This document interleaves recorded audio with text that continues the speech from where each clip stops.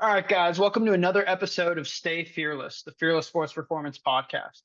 Today we are joined by Andrew Misiaszek. Miz is originally from Long Island, New York, and played baseball at Northeastern University in Boston, Massachusetts, where he served as the closer. Miz was then drafted by the Cleveland Guardians in the 32nd round of 2019 amateur draft.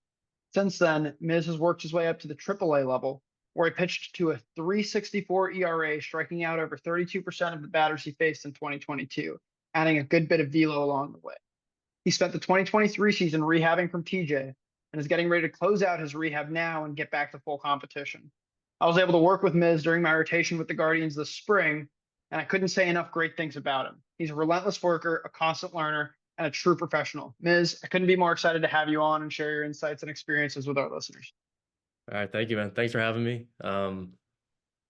Excited to get going. Yeah, it's a pleasure to have you, man. So you're getting ready to be shipped out real soon and get back to competing with the boys. How are you feeling? It's definitely been a long time coming. Yeah. I'm feeling really good. It's been a year and a half since I've been in full competition, so um, it's been a long rehab journey, but I'm just excited, man. Like being back in games, building up my rehab assignment. It's just so much fun being back on the field, and just getting ready to go help teams win wherever I am. Yeah, man. It's always a long road, and it comes with its own, set of highs, lows, and obstacles. So what obstacles have you faced along the way? How have you overcome them? What important lessons has rehab taught you throughout this time? Yeah, so I mean, I guess I'll just walk through the kind of the journey. Had a really good season in 2022. Tacked on some extra velo. I know, like you mentioned in the intro, probably the best pitching performance season I've had outside of a couple of years of high school in my life, college pro included. Um, Going into the 2023 spring training, was dealing with some elbow pain. Um, Not really sure what it was. It wasn't like a full blowout or anything.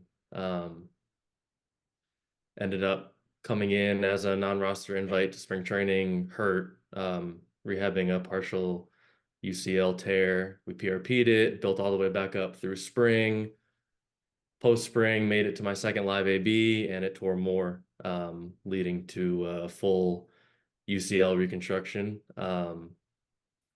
So, I mean, right then and there, that's the first obstacle. I'm week or two away from getting shipped out. Oh, I missed spring training. I'm only going to miss a month of season. Like we're rolling, feeling good. Um, so as big of a setback as you could possibly have probably is tearing that UCL even more and getting full ligament reconstruction. But um, I guess from that point, just the support systems around me, my fiance, my family, close friends, and then the staff here at our Goodyear complex with Cleveland coordinators, everyone. I think that is the most important part of any rehab process and progression. Um, just to remind you, you know, you're not going to be forgotten about. Um, this is unfortunately a common occurrence in professional baseball. Um, so I think that is number one, having a good support system around you. Those setbacks, yeah, they're brutal when they happen, needing surgery, missing an entire season and a half from it. Um, but I think having that in place up front really sets you up for like just taking the setbacks and accepting them and moving on and really taking it day by day. Yeah, definitely. And I feel like a lot of times with rehab process, the hardest part isn't necessarily the physical stuff and like getting your body back, but it's your mind, it's that mental and like getting through, the ups and downs, the plateaus, the parts that you're moving a little bit slower, the times that you're moving quicker and kind of keeping your mental in a good place. Yep. So let's talk about that. And you mentioned like how important the support system is for that part of it. But what are some other kind of advice that you can give for guys, going through the rehab process of, how to keep their mind in a good place and what they can do. Yeah, I think again, realizing that you're not going to be forgotten about. I think that's a huge part of, especially in pro ball, like you're finding out you get a surgery, anything, you're going to miss an entire season. Like it's easy to feel all that time you're missing is lost time. Um, College even, right? You miss a college season, like that's one of four, like, or if you're a draft prospect, that's one of three. Like it is, you're missing time, but the the mindset shift to like accepting what is happening, embracing that's just part of your career. Like it'll be a story to tell. It'll be whatever you need to kind of shift it in your mind of, how am I going to come out of this on the other end? Look at long term in that way, but also, you know, appreciate that you're still around the game. You're still going to be around good people. Um, you have time to work on inefficiencies, deficiencies, things that you might not be able to work on in a normal season where you're playing.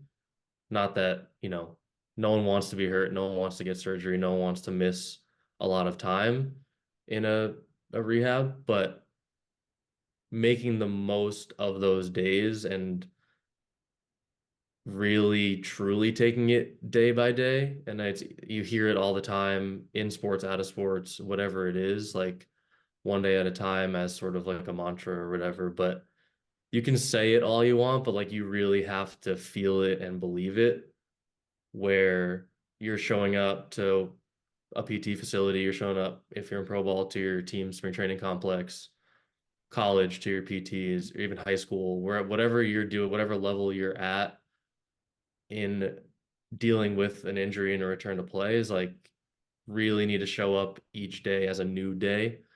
Um, because anything can happen. Like to speak on my buildup, when I was about halfway through my bullpen progression, right at the end of a bullpen, my lat just tightened up like crazy. Um, didn't think I was hurt or anything, but it was something new. And, talked to training staff. We worked a plan around it, continued to throw. Um, Thankfully, didn't end up missing more time from it. And then fast forward a few weeks later, little hamstring tweak, like to the point of like you just don't really know what each day is going to bring, healthy or not. Um, so show up ready to work, ready to get your stuff done. Um, Pick those small things of improvement that you want to take day by day, and the whole win the day attitude and mindset, I think really you could really get exposed in a rehab if you don't believe in that. Um, but on the flip side, if you really embrace it and take that to another level of like winning each day individually and each domain that you have to work in, I think it really, you could look back on a rehab and be like, damn, I got a lot better mentally, physically, build better relationships. I think it's applies to all walks of life, but in a rehab, that's my number one. Is like you really need to just attack each day individually as hard as it is.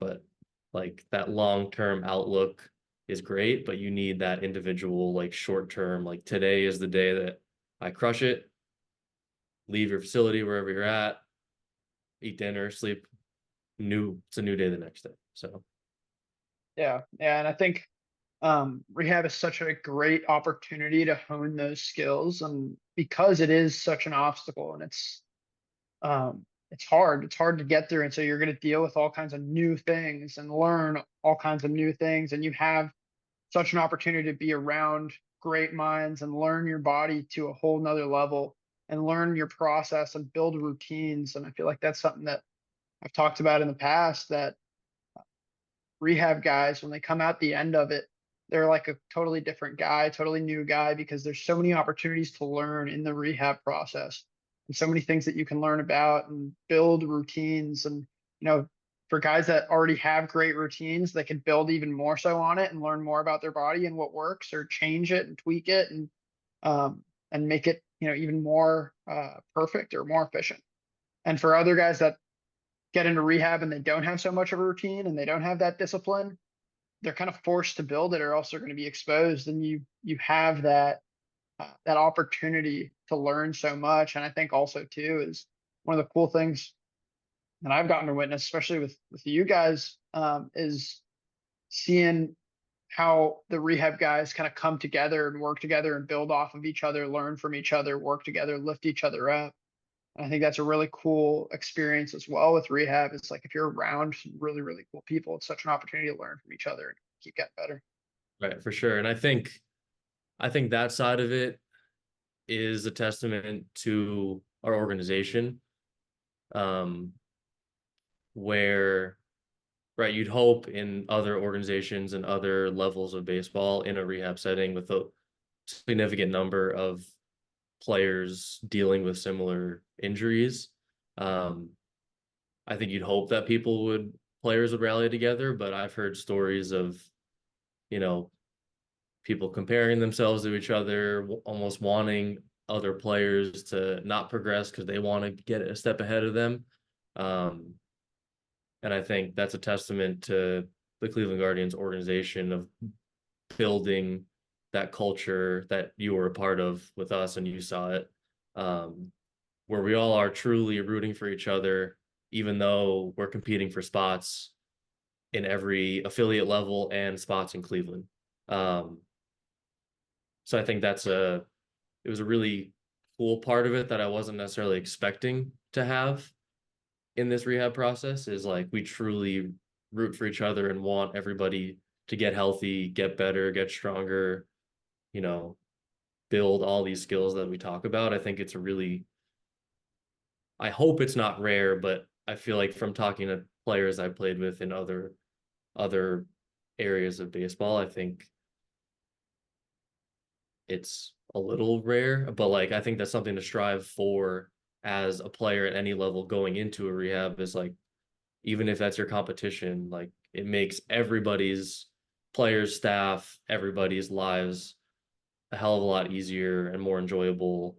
So at the end of the day, it is a job, and like you want to enjoy being around the people you're working with and spending all these hours on end with.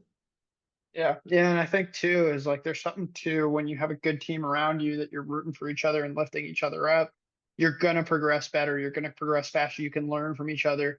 You lift each other up, right? When you don't have that, and when you're kind of isolated, or isolating yourself, you don't have that camaraderie where everybody's learning from each other, bouncing things off of each other and building each other up. You kind of you lose out on a lot. You miss out on a lot because it's so valuable to have guys that you can learn from and people that you can learn from, because at the end of the day, like nobody knows everything. And especially in a sport like this, and especially pitching, that there's just so much information out there, and there's a lot of good information, but there's also a lot of bad information, and everybody's different and everybody moves different and different things work for different guys. And so having a team around you that you can, learn from, take things from, um, and kind of, build what works for you best. It's so valuable. And when you're isolated and alone and you don't have guys around you like that, it's really hard to be as efficient as possible. And it's hard to show up every day with that mindset of like, I'm going to work, right? Because when you're not happy in a good place and with good people around you and pushing each other, it makes it really hard to bring a good attitude every day and be detail oriented with the task at hand. Sure. Yeah. And I think, um, you mentioned, you were talking a little bit about like that mindset of taking every day one at a time and being focused on what you have to do that day, whatever it is. And I think you're someone that does an exceptional job of that. From everybody that I've worked with in and outside of baseball, you definitely take a very professional mindset to the way that you've handled your business and your rehab and everything. Um, And so let's talk about that and what does it mean to you to be a professional, and what advice do you have and wisdom for younger athletes who are still building habits and routines and growing into the men that they will be? Yeah, I think, let's see. I wouldn't say, you hear in pro ball, you hear a lot of acting like a professional, being professional. Um, but I think the people who have those traits, it's not, there was never a time where it was like, oh, like I need to, you know, act like this, be like this. In like there wasn't like a framework or a blueprint. Because I think if you do try to fake it, you're not staying true to yourself, um, on like your values, how you were built up, how you've grown up, whatever coaches you've had before that have instilled certain things in you. So I appreciate the compliment on that. And I think to like being a professional in pro ball, would credit people around me growing up playing the sport that have kind of molded my view on baseball and how to act on a field to like coaches, trainers, players I've played with, players I've looked up to, players that I've played with that are younger than me that I take pull from. So I think it's one knowing what traits in players and staff and coaches that you see that you admire and kind of pulling little bits and pieces of that really resonate with you, that if you're someone that sees a Kobe Bryant MJ type of like first in the gym last to leave, if that resonates with you, you'll pluck that from that type of player. I don't think it's right or wrong or anything in between. Or if you're a guy that's like, I'm going to be head down, get my stuff done efficiently and not hang around, then that's fine too. If it's, you know, pre preaching really good communication with your staff for something that's hurting or wanting to change a piece of your programming, and seeing players do that successfully, I think it's pulling different bits and pieces. Yeah, I think that's so valuable, being able to take from the people around you and the experiences that you've had to kind of build your value system, taking the things that you admire in others and replicating that. Because then, I think ultimately that allows you to find the things that, because you're seeing it from the outside perspective, right? So you're able to find the things that are helpful, that you admire, and then incorporating them into your own life and the way you treat others, and ultimately not only respecting the other people around you. Of course, that's super important. That's a big part of it, but also respecting yourself, respecting your own time, respecting other people's time, and respecting the task at hand, whatever you're doing that day, and really giving that detail to it. Right. Yeah, I think that kind of goes hand in hand with like the win the day mentality. It's like when even breaking it down to winning the task. Like early rehab, after surgery, you're not doing a whole lot. Um, arm elevation, maybe some like subtle forearm movements, um, go crush the legs in the weight room and like the day is kind of done. But I think if you own that day and treat it like it's the most important day, because it is, like that is all you have is that day, being present in that day. Um, I think that sort of gives that professionalism way of going about your business in a rehab setting, but also in season. Like really owning all your individual tasks and owning that day. Um, like you said, like you're respecting others, but it's also for yourself. And I think that kind of goes with a bigger picture look at it of like not having regrets in your career. Um, like maximizing everything you can in your baseball career, wherever it takes you, however high of a level it takes you, like being able to, lay your head down at night and be like, I'm doing everything that I can to maximize my abilities.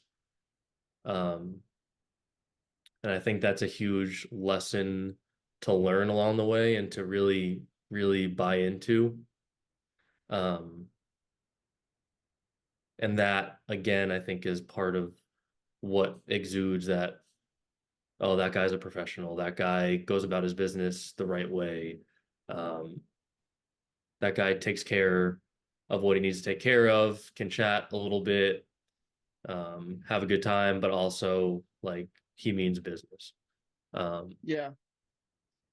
Yeah, I think, and you kind of alluded to it a little bit right there. It's like, of course, it has to be genuine and it has to be, you. I don't think that there's a specific personality that you have to embody to be a professional. I think it just takes that focus and respect for your work and for the people around you, and taking, those little things from the people around you, and embodying things that you admire. But ultimately it has to be genuine and it has to be you, and you have to be you, right? You don't have to totally change your personality. It's just about focusing on the task at hand. And then at the same time, it is a kid's game and we're enjoying it. And that doesn't mean that you have to be, right. I think there's people miss, what it means to be a professional when they start to see it as like, oh, I have to be so focused and strict and, essentially not having fun. right. Right. And at the end of the day, right, like we got to be out there having fun. And like, it is about creating relationships and, you know, building these relationships with everybody that we're around. And and so you can be focused and locked in on every rep and everything you do and whatever it is that you have that day, and at the same time still have fun when you're out there and build those relationships and talk with people. And I think at the end of the day, like, we've seen those guys that come in and they're late, they don't respect their time, they don't respect others' time, they don't respect the work that they're putting in, and they're not focused. And at the end of the day, right, like it's not about necessarily your personality or like the way you go about it, but it's just about like respecting that time, Right. that Yeah, I that agree. I effort. think I think the good point on the having fun part, because I think when you hear a lot of, how to be professional, how to be productive, whether it's inside of baseball or out, you think it has to be, when you hear it, you think the brain automatically goes to, this has to be regimented, serious, like I can't have fun doing this. And I think there's sort of a middle ground somewhere where like you mentioned too, there are guys who don't respect time, who are late. They could be having fun, but that's not sort of the middle ground we need to be a professional and get your work in and continue to get better. But at the same time, on the flip side of that, it's like you don't have to be, you know, straight face robot, no fun, all work, work, work, work, work, you know, just checking off boxes and getting all your stuff done, but you're also not having fun. And then you're going to burn out. Mm. You're going to have miserable weeks, even months. So I think remembering it's a kid's game. If you're playing professional level, you're getting paid to play a kid's game. College, you're playing with teammates that will be friends the rest of your life. Some people get money to go play in college now. Um, High school, playing with all your best friends growing up, like it's as you get further along, it's easier to forget the fun part of it. But I think that remembering to have fun and appreciate the fun in the game, I think makes you, in my mind, makes you more of a professional because you're able to kind of combine that regimented work aspect with still enjoying it. Like going out every day to even throw 60 feet in an early rehab is fun. Like you're throwing, like that's what I love to do. It's a craft. It's fun. So I think the blending of the two makes it easier in both capacities. Yeah, yeah, for sure. And I think it's easier to focus and really like respect the work when you are having fun.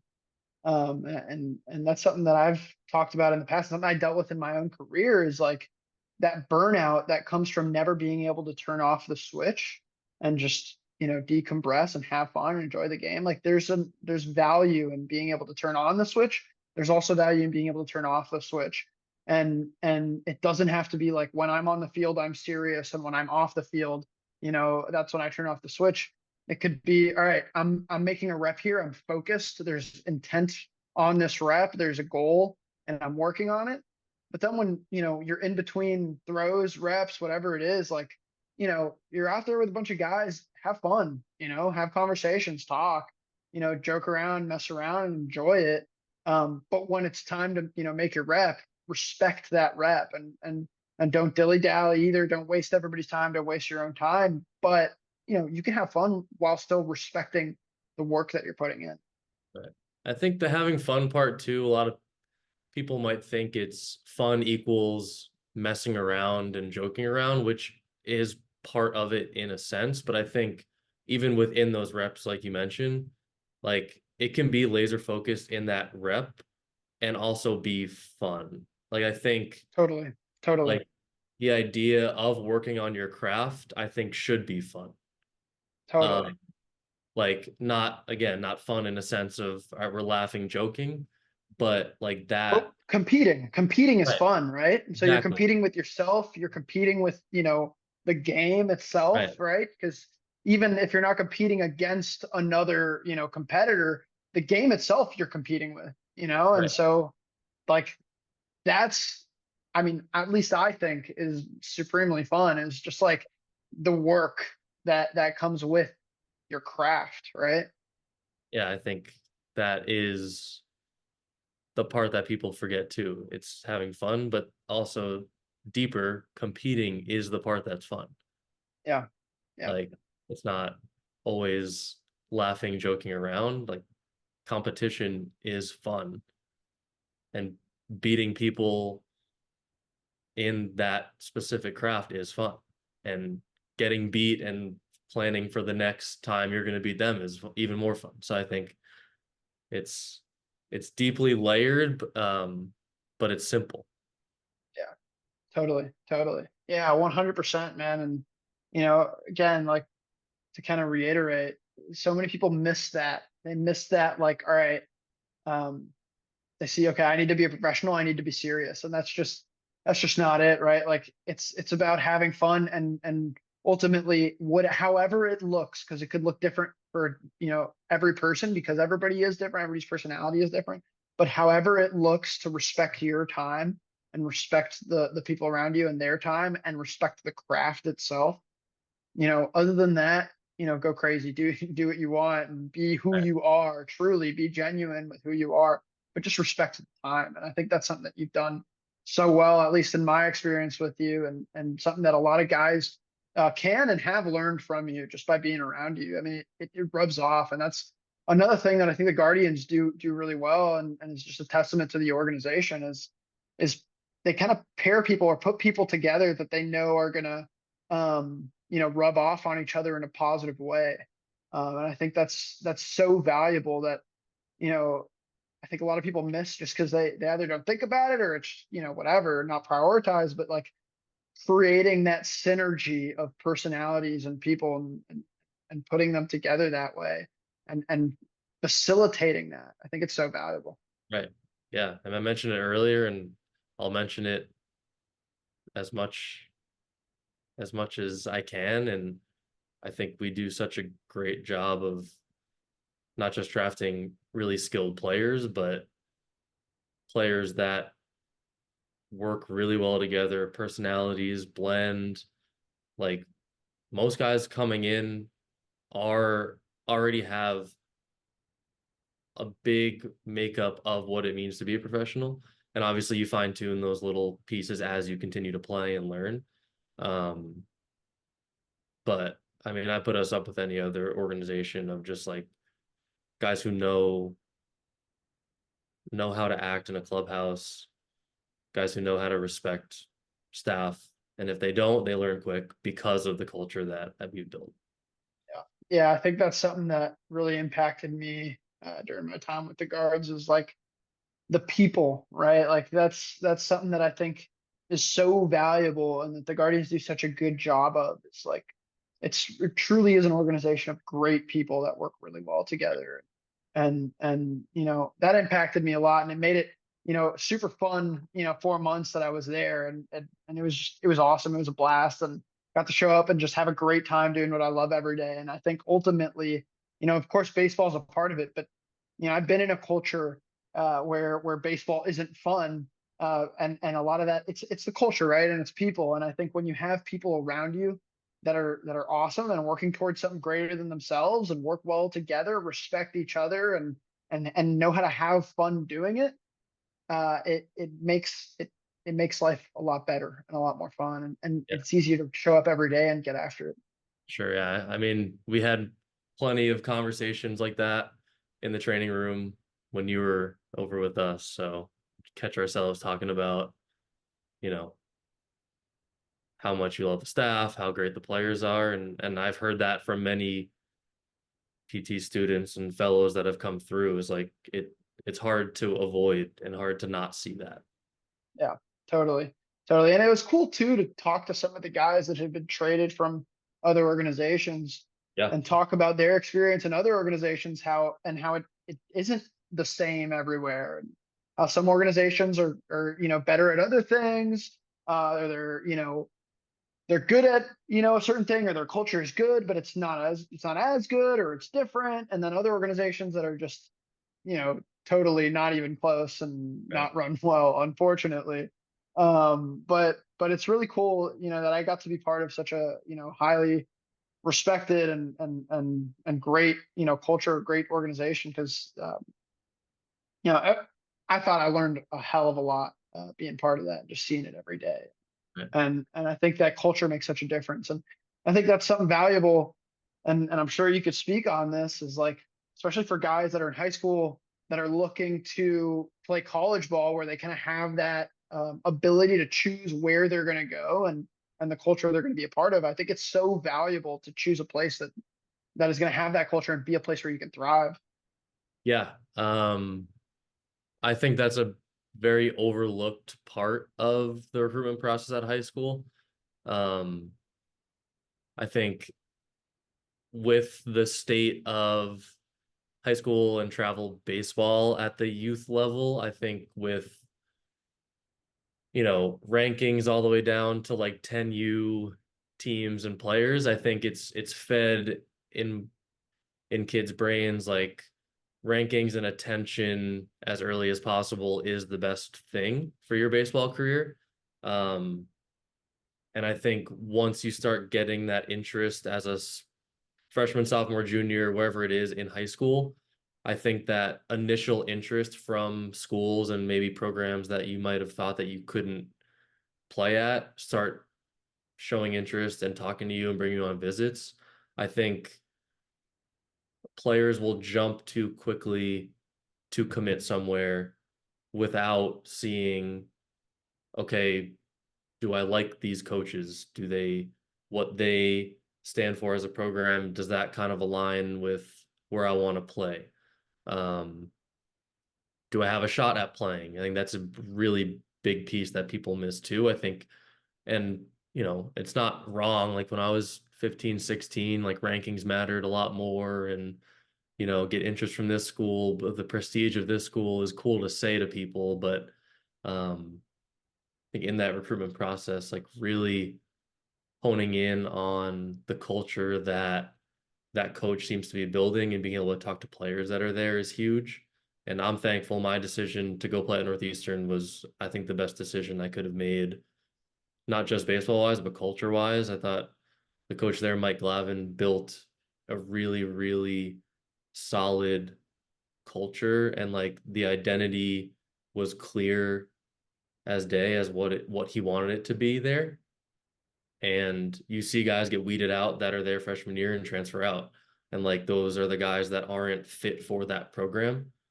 And I think that's probably the case across most schools across the country. Um, And I wouldn't say I was overly conscious of that, where I was like, oh yeah, like I love the culture that they're building here. But there was a feeling in that recruitment process and on my visit where I was like, this school and this program is standing out more than the others that I'm talking to. I didn't really know why, but I there was a reason, and that was probably it. Because that's a really hard thing, I think, as a 16-year-old to really be diving into. But you still have those feelings of it, and I think that's what matters. Um, like number one is going to be like, do I have a chance to play here?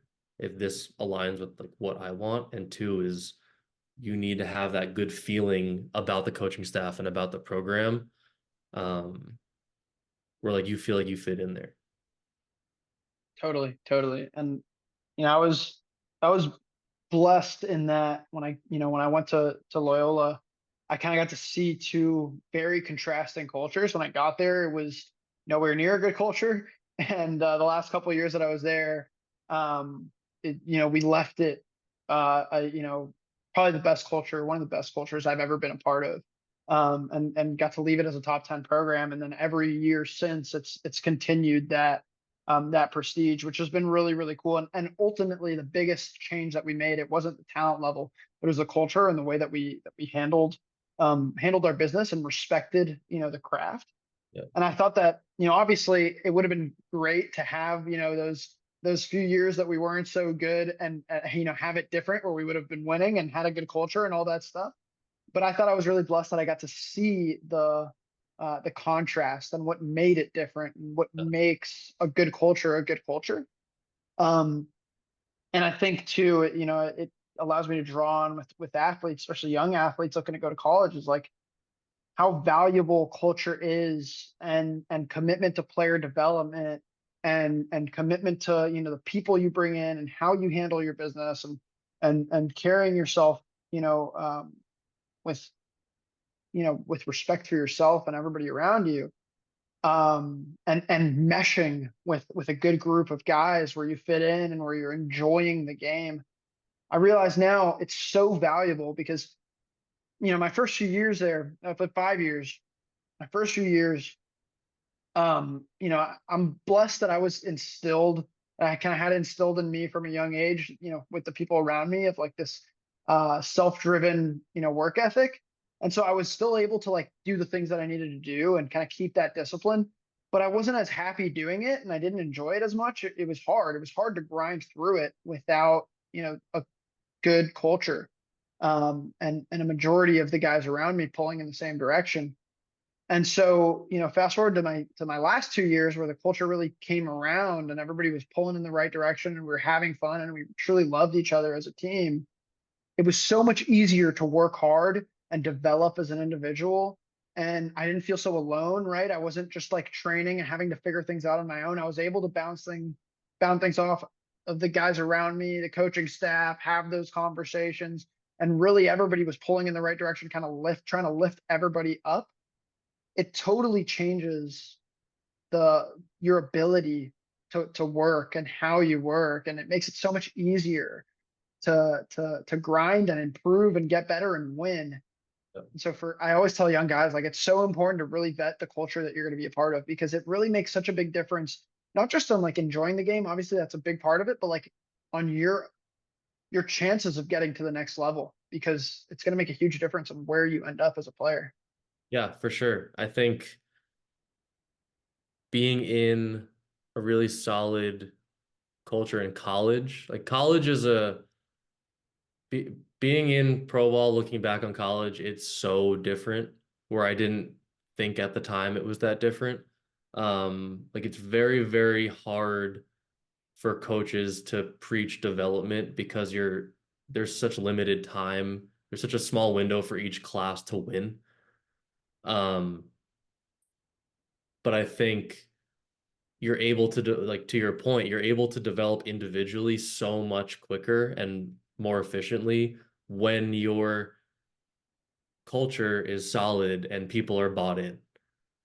Um, like pitching coaches aren't going to take the time to have a kid be a 2-year project in hopes that by their end of their junior year can get innings for the team. It's like you want these guys to come in and play and be able to win now, which is fine. That's just how it is there. But I think with a toxic culture at a college team, everyone feels they have to do stuff on their own. They can't bounce ideas off of each other because they're not in it for the right reasons. And then the same thing in being professional and being a good teammate is like you want to root for your guys to do well individually too. And that stems from coaching staff and players building a great culture at that program. And that's just what I saw over my 4 years at Northeastern. Like, yeah, some years were better than others, but I think the overall culture instilled by the coaching staff never changed. And then it really depended on just the overall team dynamic. Like they didn't, none of the teams wavered super far below or super far above.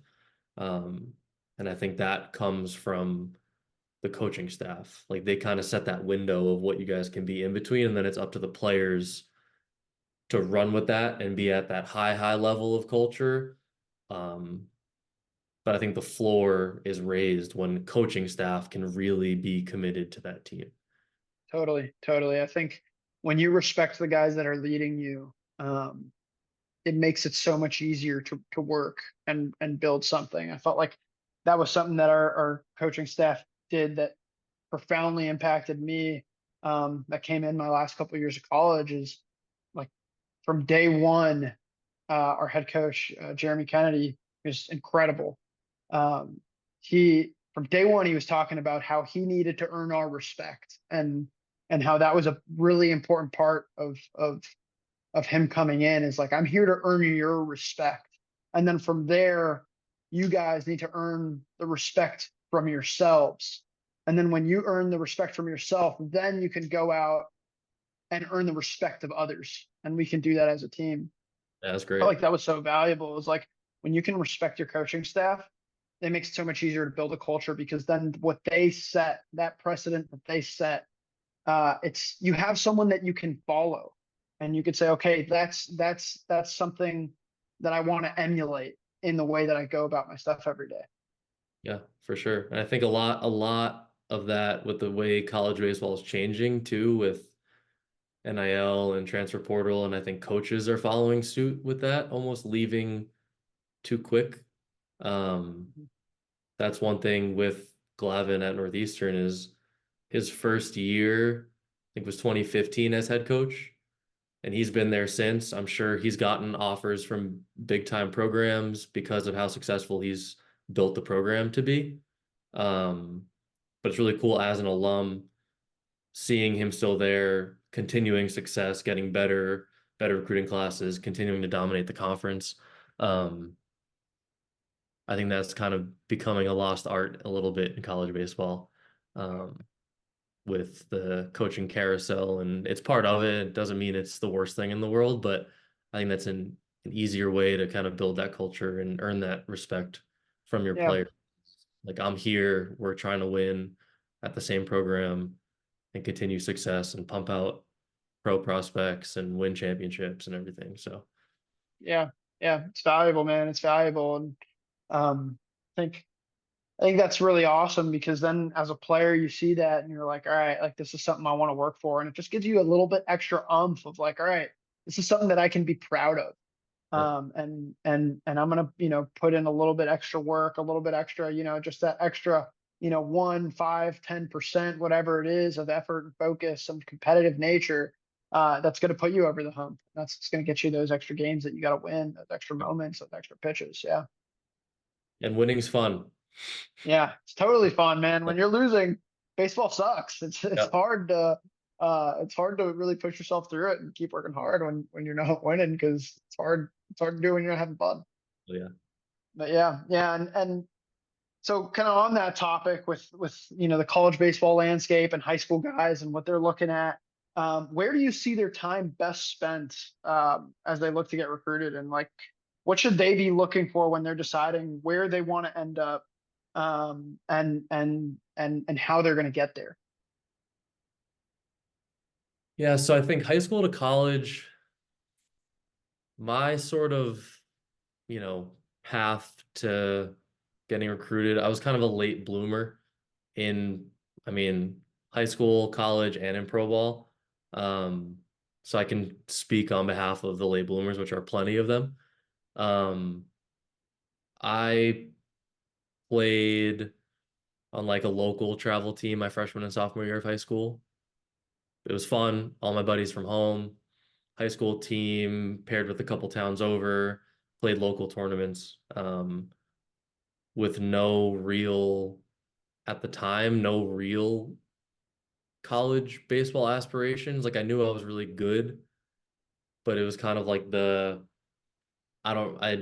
don't have much guidance in this path. I'm just playing because I love it. I love working on stuff. Like I trained quite a bit. Um,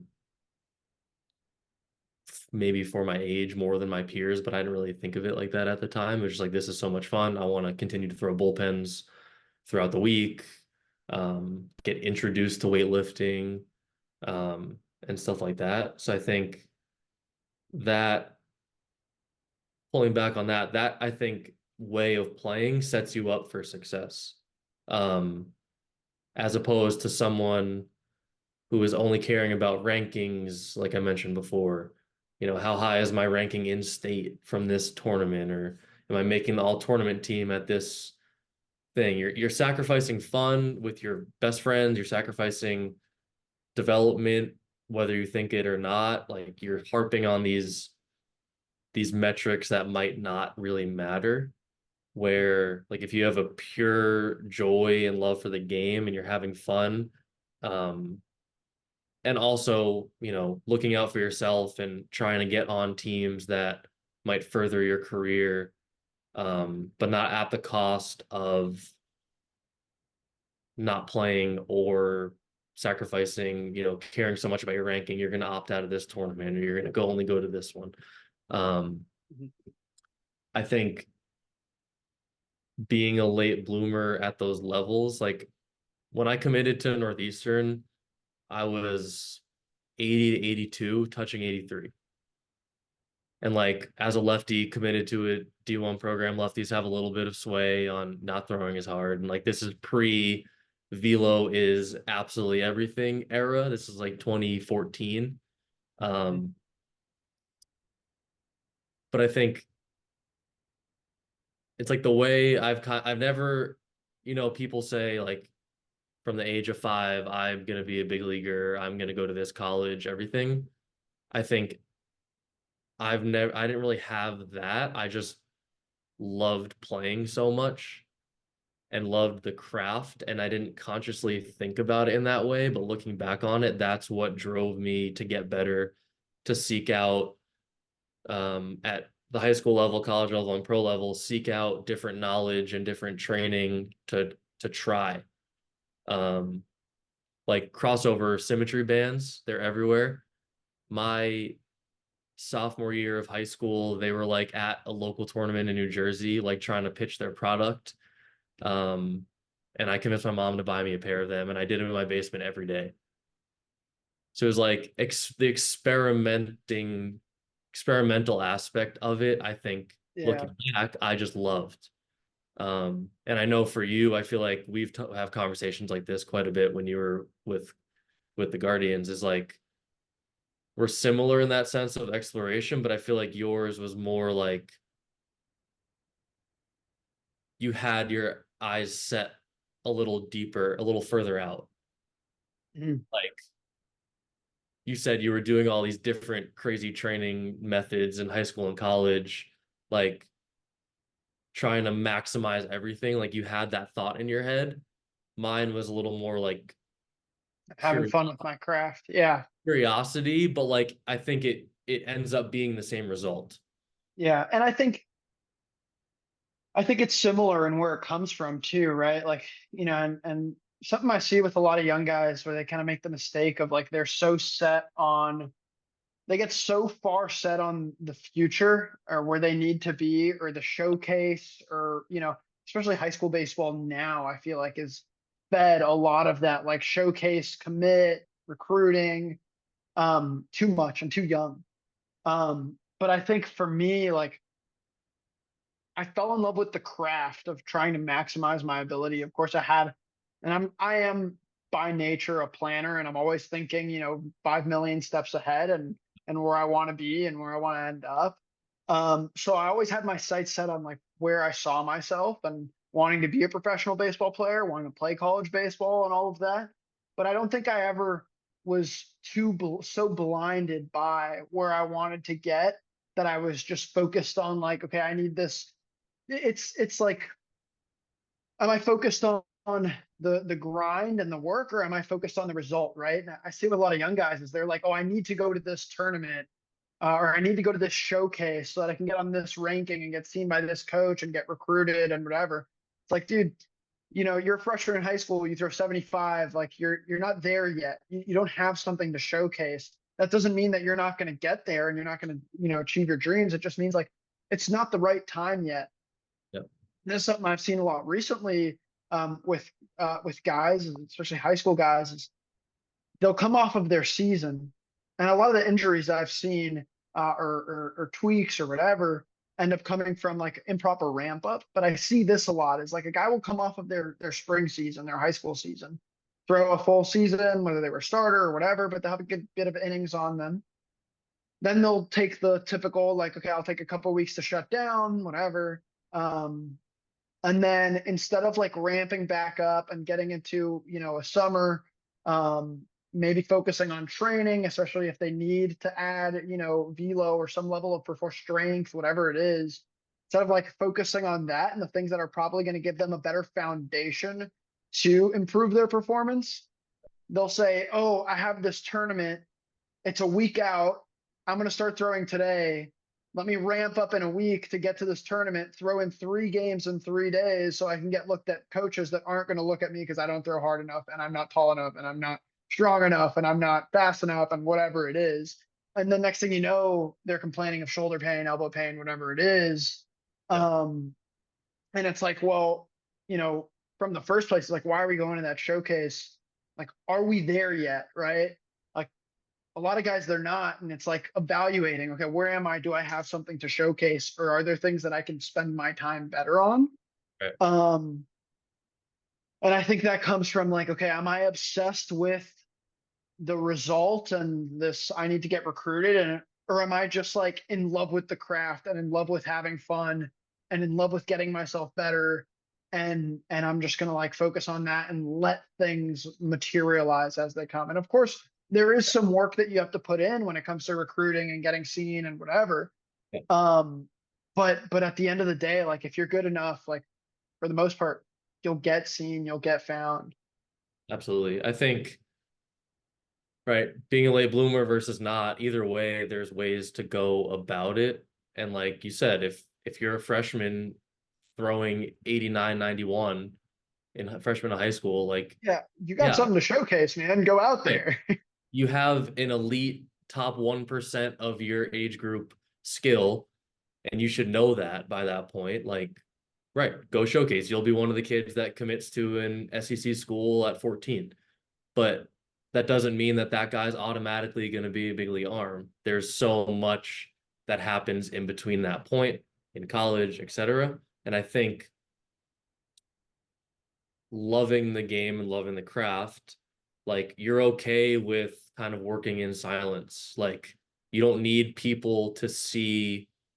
That's where I think the rankings kind of cloud it. Where like you don't need your peers and your family to see all the work you're putting in all the time. And I think that is what shows a true love for the craft and getting better, and like you really love it, is if like you don't need everybody to see what you're doing all the time.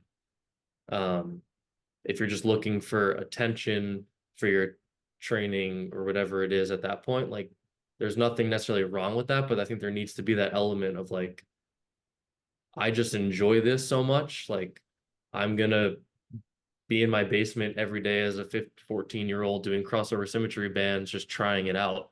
Cause like they pitched me that it would help strengthen my scaps. And like it did. It's like didn't need to tell people about that. That's not like the glamorous side of training, but for me it was fun. Like I looked forward to going down in the basement and doing that. And Yeah, like yeah, and exploring, right? Like right, we've messing talked about around. it a good bit. Yeah, it's like finding your routine that works for you. Of course, everybody's different. Of course, there are certain things that work universally for most guys. There are certain things that are like, very individual. Everybody moves differently. Everybody's body's different. But I think that's such a big part of the craft is like exploring, and it doesn't have to be, everybody does this and this is how you get better. But it's like when you really fall in love with the craft, you get that curiosity of like, all right, let me try this out. Oh, okay, now I'm noticing that I feel this way, or this is improving, or this isn't improving. Okay, let me cut the fat. Let me work more on this. And building that. And I think when you really truly love the craft, that just kind of naturally comes. Right. And I think too that like for younger guys listening, that doesn't, if you don't have that, I don't think that's yet. If you don't have it yet, I don't think that is a bad thing. I think for people that talent has carried them through their careers, they might not have an opportunity to get into that exploratory phase of the craft, and it might hit them when they're in professional baseball for the first time, when people catch up skill wise. Um, it might hit you in college, it might hit you in high school, it might hit you when you're 6 years old. Like, I don't think that that is a necessity to have as early as possible. But I think like there are major league pitchers that probably don't hit that phase until year 6 or 7 of their career when they have to kind of revamp their repertoire, or their body's changing, or they get a surgery and like they have to kind of change the way they throw a little bit to sustain success. Um, so I don't think that that is it's a necessity as early as possible where people think like I got to throw this hard by this age, I got to throw this hard by this age. Um, it's like it it's in you and it will come out when either when you're doing great or when you're getting kicked in the teeth and realize that you're not as good as you think you are. Um, but I think that's something to hold on to is like don't you can't force that, and I don't think you need to force it. I think it will come, but having it in your mind helps. Yeah, yeah, totally. I think you know, you don't have to, of course, we talked about kind of being genuine Right. about your craft. I think that's a big thing is like fall in love with the game and let everything follow. And I think Right. if you keep that at the forefront of like really falling in love with the game and enjoying it, enjoying every moment, that comes if you do it the right way Yeah. and you truly, Yeah. allow that to follow. And I think that kind of puts your priorities in order because if you're falling in love with the craft and the work and all of that, everything will follow, right? And that will get you to where you need to go. And of course, I think too is like people talk about working hard, and I think if you're not enjoying the hard work you're putting in, it's not as efficient. Right. I think you get more out of it when you're having fun. Yeah, I think for high school guys too, especially like you're still developing so much, like your brain is developing so much still too.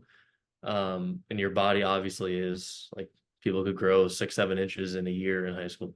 Um, and I think that's where not getting too high and too low and like really just staying patient. And like if you do really love playing, like like you mentioned, like people will find you, like scouts will find you, schools will you'll start getting on people's radars if you just continue to play and enjoy it and like really just have fun like the right way. And I think with the ranking systems, I'm thankful that when I was in high school, they were just kind of starting a little bit with like the perfect game rankings. Like they were there, people talked about them, but it wasn't everything.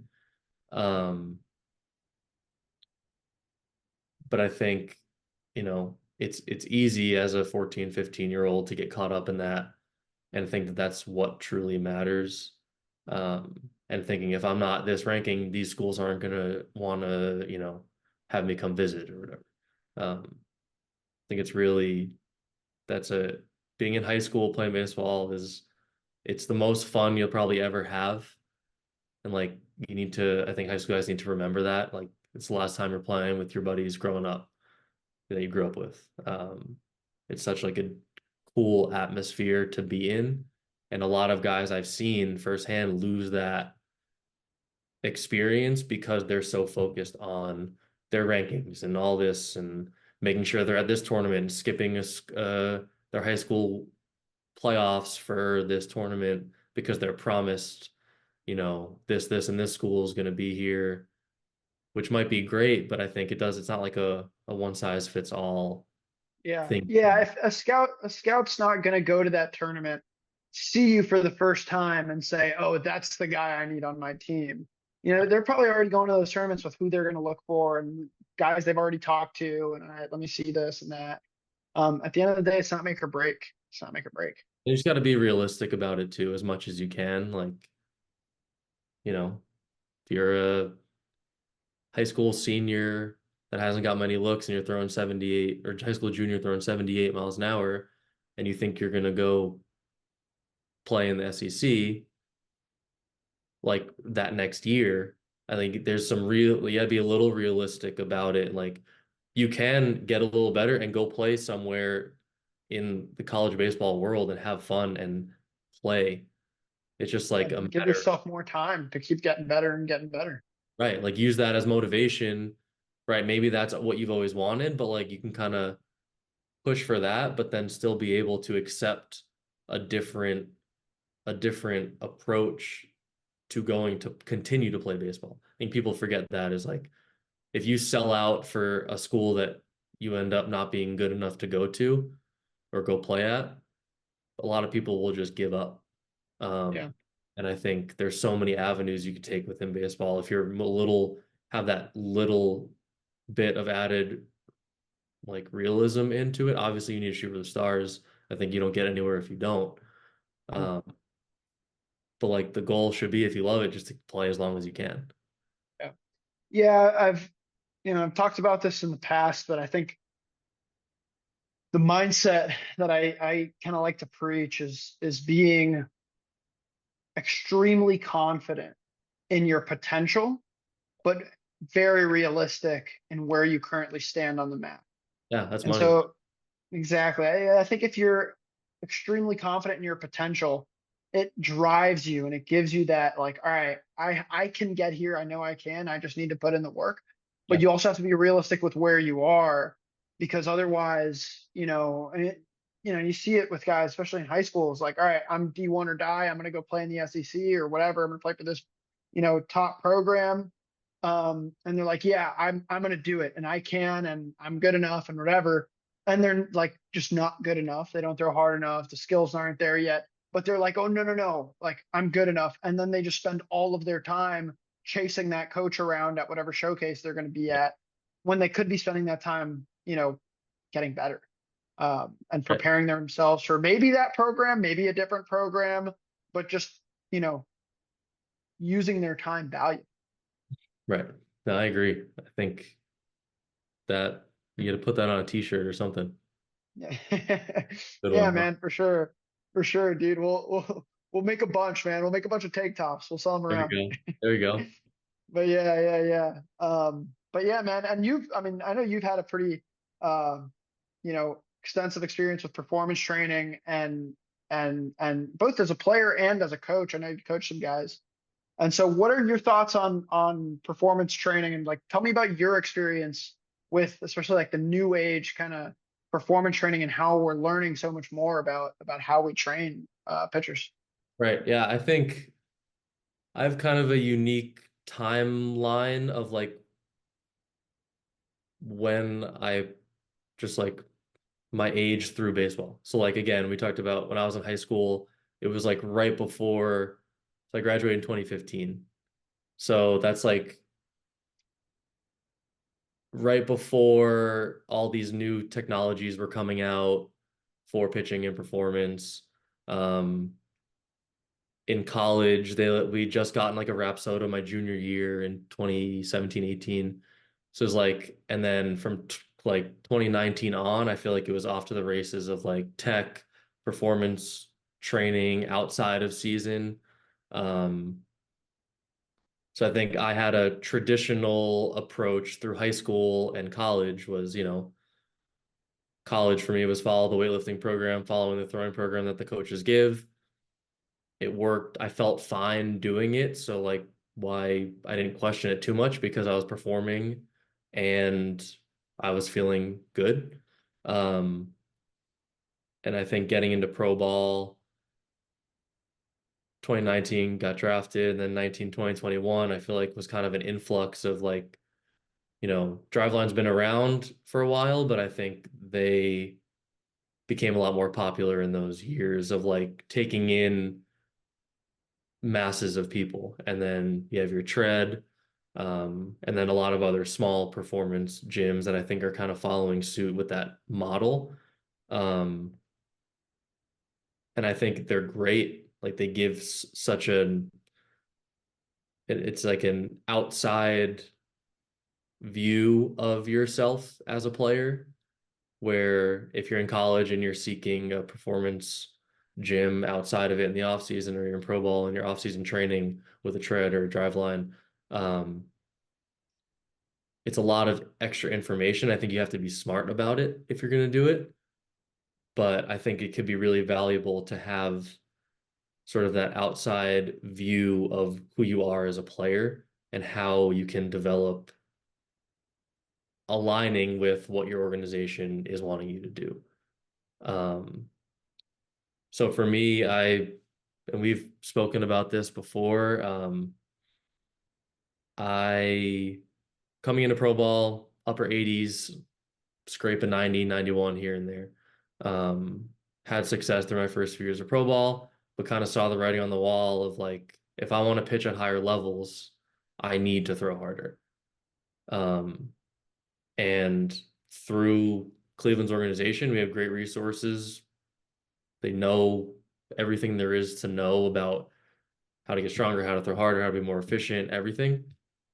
Um, but it is hard with so many players constantly coming through.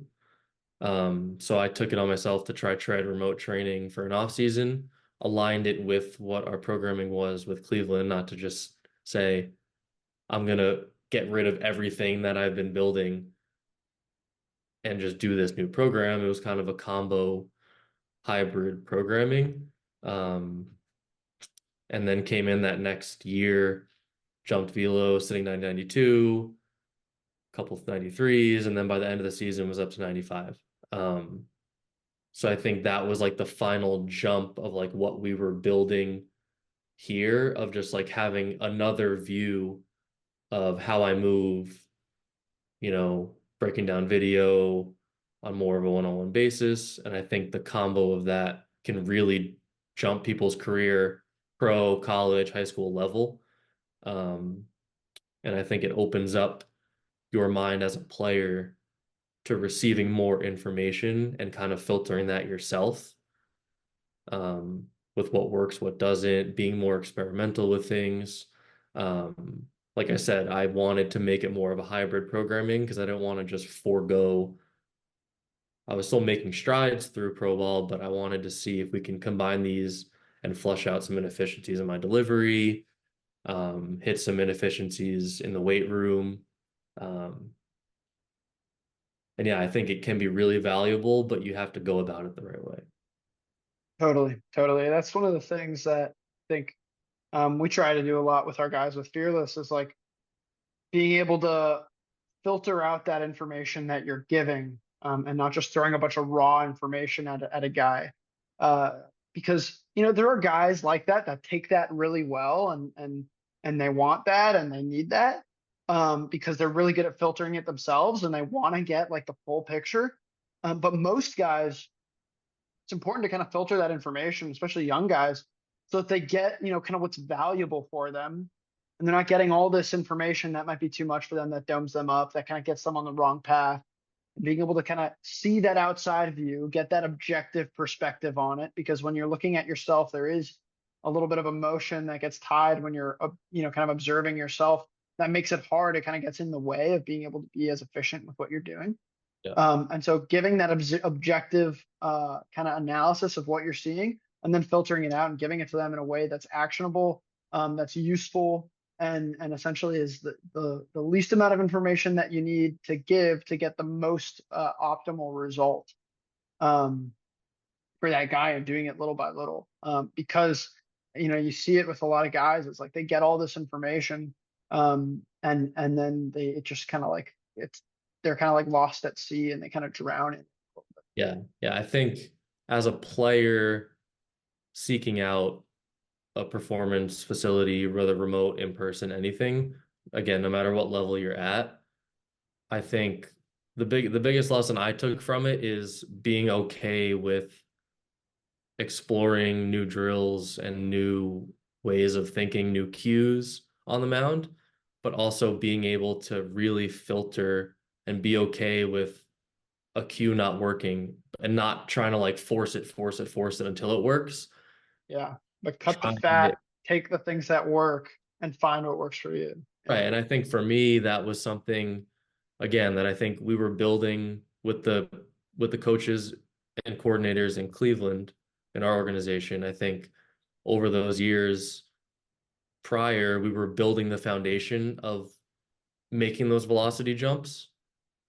Um, and I still used a lot of those cues and drills in that off-season programming when I did seek out tread athletics. And I think like I said, combining those two, I think really helped with the mindset I was in, was like, I'm gonna take from both, filter, try things from both sides, kind of filter into one. It's not like they were that drastically different. I think it was just having more information from an outside sort of lens.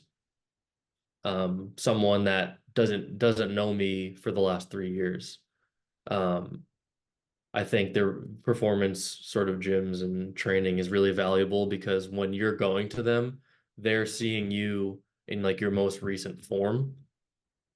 And like, right, when you guys get clients, like you don't necessarily know them over the last 4 years when they're just starting, of like, oh, this guy, this really worked for you 3 years ago, 2 years ago, so let's continue to do that. It's like you're getting that product of their delivery and video and metrics and everything. Like you're getting that right then and there, and then you work from that point. yeah, Um, yeah. There's less bias from like seeing the past and having that bias of like, oh, this has worked here, or they're a guy that does this or whatever. right. Um, it's that kind of unfiltered, like, all right, this is where they're at, this is what I see, and it's a new, fresh perspective, and I think there's a lot Right. of value there. Yeah. I think it's a really good stepping stone if you feel like you've kind of plateaued in your training and like you feel like you're so close to unlocking that next layer. And that was me. It's like each season prior, I would gain a little bit of velocity as the season went on. Um, but it was like I felt so good physically, and it was like it just wasn't clicking perfectly for me to make that velocity jump. And I think that just kind of unraveled um, that last little 5% that we needed. And obviously, it's a nonstop battle to try to squeeze more out as you can as you progress. Um, but I think there's a ton of value to them now with the amount of information that's out there. Like I said, when I was in high school, even in college, like There's a yes, lot less out there. Driveline was there, but they always seemed like the very exclusive. I can't go train there, get a program from there. Now they do, they offer remote training, they have multiple facilities. So I think it's it's really valuable that, and again, those are the two big ones. Obviously, there's thousands of performance training and remote training mixed in between, which I think is great because it doesn't mean that there's only two places you can go. You can go anywhere. Yeah, And right, if you don't like a place, go somewhere else, get their sort of philosophies. There's so many different ways to go about the same type of training, which I think is great. And it's great to pick people's brains and take in different info on different drills and philosophies and make it your own and yeah, see what works best. totally, totally. Yeah, that's one of the things that I think is really valuable. And what I try to emulate as a coach is like giving the information to the athlete, but like facilitating, like, all right, now you take this information and run with it and make it your own. I think that's how you create guys that are going to be resilient as they move up through the levels and keep Right. playing ball. Yeah, I Yeah. think too, like, you know, you can, if you get a program, you give a guy a program and you feel like you're babysitting and making sure that they're doing all the things they have to do for an extended period of time. It's like, you know, that they're not getting better up here. Like they might make those changes physically over time, but like you want, as a coach, you want them to take that and run with it. Like you said, like Yeah. you Take want to give ownership. them the building blocks and what you see and your expertise and feedback, but you want them to be able to own that, roll with it, and then I'm sure you love getting like really well thought out questions asked to you, like Totally. in-depth questions that you're not poking and prodding for them to ask. Like when they come out of the blue, I'm sure that's the very rewarding part of doing that. Oh yeah. Oh yeah. I love it, man. You know, my favorite guys to train are the ones that are always like, you know, I mean, I say bothering me, but they're never really bothering me. But you know, it's the guys that are you know constantly coming up with questions, texting me, hey, can you check this out? What do you think about that? Because this is my passion, man. Like I'm never gonna be like, oh, I don't want to do this. Like you know, don't bother me, don't text me. Like you know, that's what's fun for me. I never work a day in my life doing that. So, Exactly. um, that's my favorite, man. Is just like talking through stuff and like really you know, like working through things and thinking through things and doing it together as a team where I'm not having to do it on my own, but the athlete is leading it. That's the most fun. All right, so move on to one more topic. We'll hit that and then we'll kind of close. Um, but we'll talk about pro ball is definitely it's a whole different beast from college. Just as college is a whole different beast from high school. So you know, I want to ask you about your experience in pro ball, how that differs from college and from high school, and how you navigate pro ball, and then what advice you have for athletes that are entering pro ball and then also entering college. And then I also want to ask about your advice for athletes trying to decide that are in high school whether they're going to go to the draft or if they're going to go play in college and what the pros and cons of each of those are. Okay. Um, all right, I'll go college to pro ball first. I think actually we'll go through. I'll go high school, college, pro ball. We'll go in order. So I think high school what I loved about high school baseball, I've probably touched on it a few times, like if you go, you're mostly playing with your best friends growing up. Um, you're all in like a important time of your life, like junior, senior year of high school. Everyone's going to be leaving for colleges. Like the last time a lot of people are playing an organized sport is high school, is their senior year of high school playing baseball. So I think it's like a really pure part of baseball that like people really need to experience if they're going to play baseball for a long time. And I think the people that kind of forego that to be on a circuit might be good for their career, but I think they're missing out on it. Just like a really amazing time of baseball in your life. Um,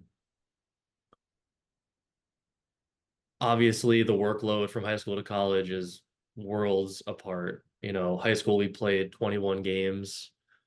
College is a 56 game regular season and then postseason. So I think the workload is number one of like it's going to be a shock no matter how much you prepare. Obviously, you're playing summer ball if you're going to go play college baseball and probably fall ball too.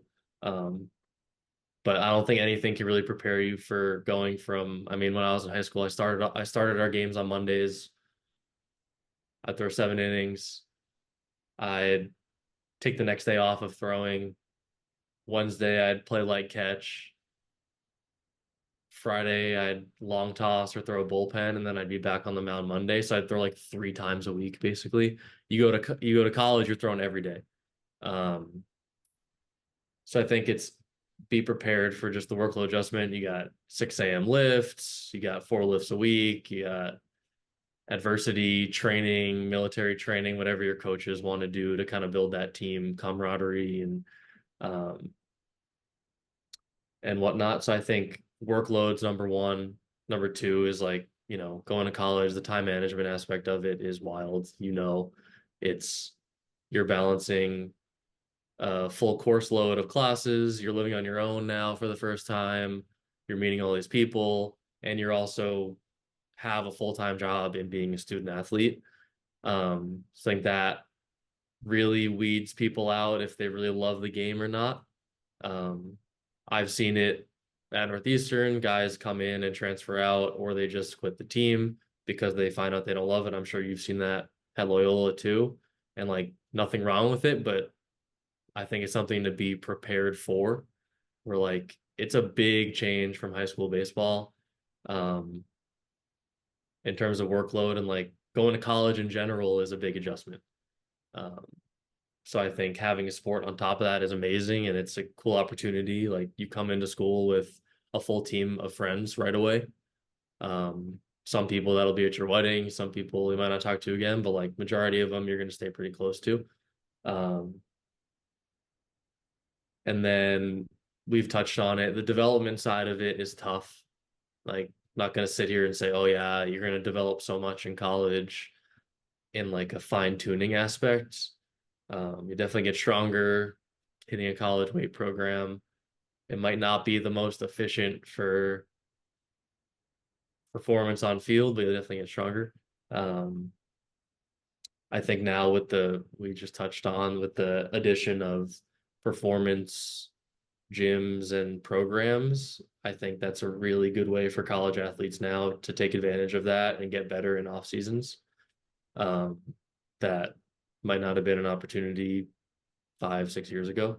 Um, and then you got anything for me on those? Any questions on that before I go into Yeah, pro I ball? mean, I think that's awesome, man. I think that's a big part of it is like college. Part of it too, I think, and you talked about it a little bit, but it's like first time you're living on your own, you're learning a lot of discipline and like how to take care of yourself and how to not be an idiot. I mean, you see it in college, guys get there and they go crazy, they want to party, they're not focused on their responsibilities. That's definitely a big part of Yeah. I mean, I think it's a huge part of your life in general, and having a sport on top of it, I think, like I said, really weeds out people that don't want to do it and don't love it.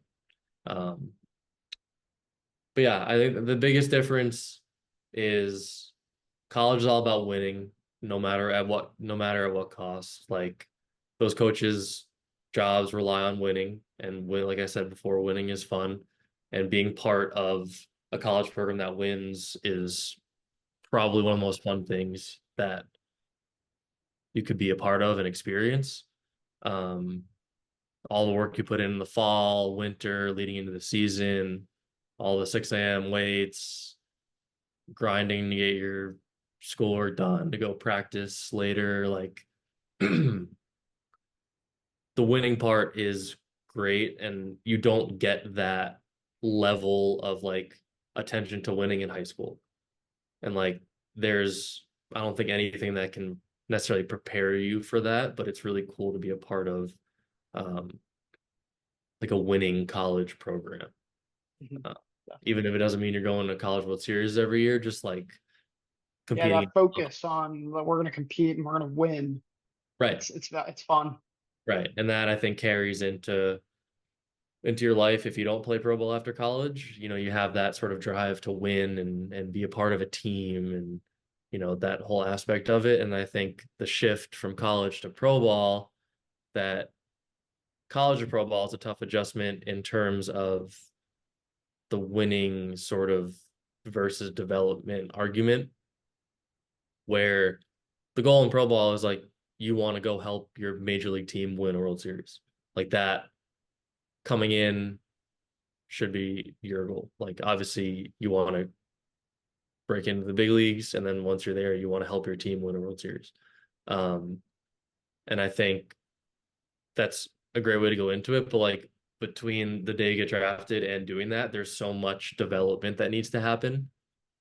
Um, and I think that's a tough shift coming from college of like, you know, being in low A, it's like you're not getting the rah-rah speeches to try to win every game, every series. Obviously, everyone wants to win. That's the plan every night, but it's different. It's like it's a big development focused progression. If it's gaining velocity, that's a focus. If it's adding a new pitch, people add new pitches throughout a season, and it's, hey, let's throw this 30% of the time to righties. Like, that doesn't happen in college. College is whatever's going to get this guy out, throw it and continue to throw it. So like that's a tough adjustment coming out of college is right. You're always going to have that competitive winning feel, but as a player, you need to buy into the development process, I think. And that I struggled with at first in pro ball was, they're telling me I need to, work on this delivery movement pregame every day, or like I need to throw more change ups in these counts. And it's like, well, if I'm getting these guys out without that, why do I need to do that? And it's like, because as you get to higher levels, they know that you need You're that, going to need that. Yeah. or you need to gain velocity for the higher levels because at the higher levels, this won't play. Or you need this pitch to move more efficiently or have a harder breaking ball or locate your changeup better or whatever it is. Like at first, and I saw with a lot of guys, it's like, why? Like, why am I doing this? Why am I doing this? But once you buy into it, it all makes sense of like, you never play like that ever in your career until you're in pro ball. Like it's always compete, whatever's working. Like if I was in college and I had to throw the last 3 innings of a game and no one was touching my fastball, I wouldn't throw a slider the rest of the game. Or like vice versa. Like I'd go 40 sliders and you know what I mean? But like that's not Yeah. that doesn't That doesn't work in pro ball. Can't do right. that. And then when You you're got at to the big league develop. level, whatever gets everyone out is what you do. Yeah. Like there's no Yeah. Yeah. development Yeah. above that. So it's like you're developing for that opportunity. Um, and So I think that you can just go out and compete and have the stuff to do it. Yeah. right, it's almost like at that point, then you get to earn your compete, all in compete. Right, you're still working on stuff, but you're not working for the level above that because there is none. Um, but I think the main sort of builds is high school baseball is a blast. It's more laid back. It's more pure college baseball. It's all about winning at any cost. If you're a big ranked prospect coming in and you're in college and you're starting as a freshman, you don't perform, you're sitting the bench. Like it's not, if you're not performing, you're not playing. Um, and then the shift to pro ball is, yes, we want to win at every level we're at, but like the focus is on development. Um, so then you can go win at higher levels. Um, and to touch on the kid coming out of high school or college, I didn't have any looks out of high school for pro ball. Like I said, late bloomer, didn't start gaining velocity till I got to college, and then more so made velocity gains as a 24-year-old in pro ball. But I'd say seeing a lot of guys come through high school, um, it's definitely a huge adjustment for them. Like again, we talked about an adjustment going to college for the first time and being on your own. You're now an 18-year-old, probably got a hefty signing bonus. You're now getting paid to play baseball and you're on your own. Um, so I think the pressure kind of mounts more for those guys at first before they get to buy into the development plan and everything. And it's a long road for high school guys, um, breaking through higher levels because you're so young and because you didn't have that college experience to build all these routines and characteristics and stuff.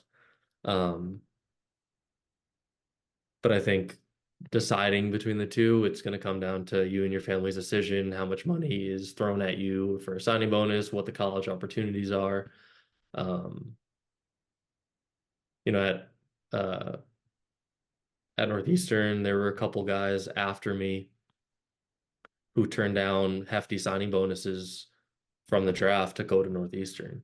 Um, so I think that shows maybe their family values going to high academic school and not taking the chance of not panning out of high school, or maybe they needed more development, whatever it is. And then there's guys who take $50,000 signing bonuses out of high school and forego college and go pro. Um, but I think that's like a decision between you and your family. There's no right or wrong to it. Um, but I think it helps to have sort of not just use the draw of it to say yes or no. I think it's a big decision, just as picking your colleges. It's like a lot goes into it, and I think when you're put in that situation, hopefully you would know like what you really feel is the right decision. Yeah, yeah, yeah, definitely, man. I think there's a lot of different variables that go into that, and it all comes down to kind of what you're valuing and where you're at, and are you ready, um, and where you're at. Because ultimately, I mean, like we've seen, guys like Zib that, come in, they're real young, but they do a pretty good job of kind of handling their business and being mature about what they do and getting their work in.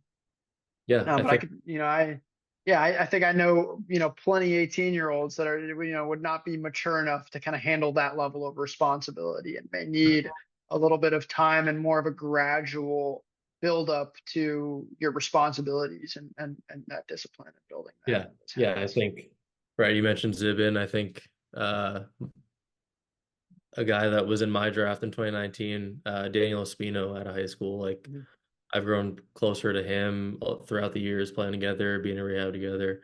Um, where like right off the jump, like he already acted like he was 22 years old, like very mature, wise, um, handled his business. Like you would have guessed this guy came out of college from like a really solid program. Um, and I think everyone always talks about the high school kids who mess around and blow their signing bonuses and aren't ready for pro ball, but I don't think people talk enough about the guys like Espino who and Zibin who come in and already have that maturity, that mature baseline, and then just continue to get better from there. But again, probably a testament to how we draft. Um, Yeah, include. definitely. Definitely. Yeah. Cleveland's a special place, man. The Guardians are a special group of people. And I think that's, real valuable about that organization is, and I think that's valuable for anybody that's trying to build a culture is like the people that you bring in and the precedent that you want to set with who is part of your group. Such a big Yeah, difference. for sure. Sure, man. I think we talked about some really awesome stuff, man. I think this is a good spot to leave it off. But it's been a pleasure having you, man. It's always good catching up with you and talking. For sure. Thanks for having me. This is great. Awesome. For all our listeners, hopefully you're able to take some of this and make it your own and run with it. So if you, as always, if you have any questions or want to continue the conversation, reach out and stay fearless.